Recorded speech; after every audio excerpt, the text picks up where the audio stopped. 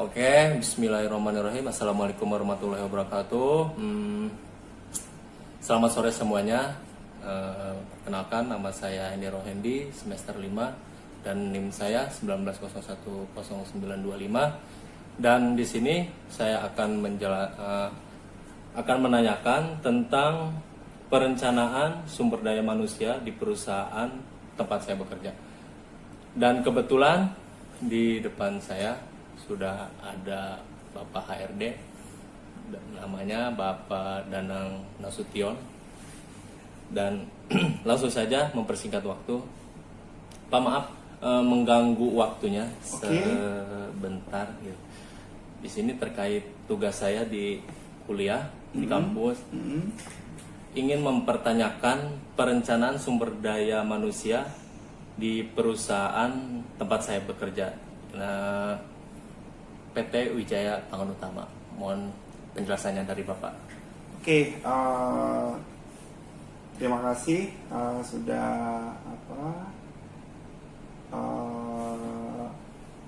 memberikan kesempatan bertanya pada saya. Di sini saya akan sedikit membantu untuk menjelaskan terkait bagaimana sih cara perencanaan di dalam sumber daya ataupun tenaga kerja yang kita butuhkan. Iya. Oke, pertama kali adalah kita akan kita petakan dulu nih kapasitas sumber daya manusia yang dimiliki. Nah, kita petakan dulu semuanya, kemudian kita tanya setiap divisi apakah ada kekurangan ataupun ada pengen penambahan. Dan di situ kan di setiap akhir tahun, sebelum akhir tahun itu ada meeting yang untuk mengevaluasi divisi apa aja sih yang dibutuhkan, terkait masalah target, terkait masalah kebutuhan-kebutuhan yang lain. Nah, yang diperlukan oleh tim HRD itu untuk mensupport dari divisi yang lain tersebut. Ya.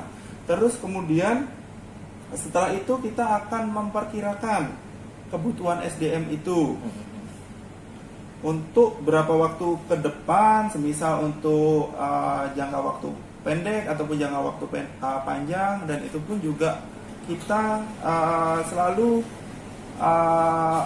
berhubungan dengan divisi-divisi yang terkait divisi-divisi lain yang terkait dengan kebutuhan penambahan tenaga kerja ini. Jadi misalnya divisi produksi targetnya nambah, nah dia ataupun di peak production seperti Lebaran, libur Natal, Tahun Baru, itu kan kebutuhan kita meningkat. Nah, targetnya otomatis meningkat. Nah, itu gimana sih kita memplanningkannya? Terus juga kita ada pengembangan talent. Pengembangan talent itu juga selain dengan perekrutan, kita juga akan melakukan seleksi dari dalam. Semisal kita upgrade tenaga kerja yang ada untuk menduduki posisi-posisi sentral. Semisal dia tadinya operator, bisa karena dia performnya baik, dia bisa naik menjadi ke arah leader tanpa kita harus mengambil leader-leader dari luar, seperti itu. Terus juga kita juga melakukan pelatihan dan pengembangan. Tujuannya apa? Tujuannya itu untuk biar mereka tuh lebih pintar lagi, lebih kerjanya lebih efisien, dan mereka tahu apa goal yang harus mereka capai, seperti itu. Terus yang keempat adalah kita melakukan evaluasi dan monitoring. Nah, itu amat sangat penting. Tujuannya apa? Biar target ataupun dari HRD ini sudah sesuai tidak dengan divisi-divisi yang lain. Misal sudah tenaga kerja yang kita pilih ataupun kita rekrut itu mereka sudah puas atau belum. Kalau semuanya belum puas, ya kita bisa melakukan lagi tahap kayak pelatihan lagi ataupun pengembangan. Tapi kalau tidak bisa, ya otomatis itu harus kita mencari tenaga kerja yang baru. Itulah proses pengembangan sumber daya manusia yang ada di PT Wijaya Pangan Utama ini. Kurang lebihnya seperti itu. Gimana? Masih adakah pertanyaan lagi atau sudah cukup puas? Mungkin saya bertanya sekali saja. Oke. Lebih efisien sumber daya manusia dari luarkah? Apa sumber daya manusia dari dalam, Pak? Sebenarnya itu tergantung kebutuhan. Sebenarnya sumber daya manusia dari luar itu juga bisa meningkatkan prestis suatu perusahaan. Kita merekrut seperti misalnya kita di sini adalah produknya daging. Kita rekrut semuanya tenaga kerja mungkin dari Australia ataupun Jepang.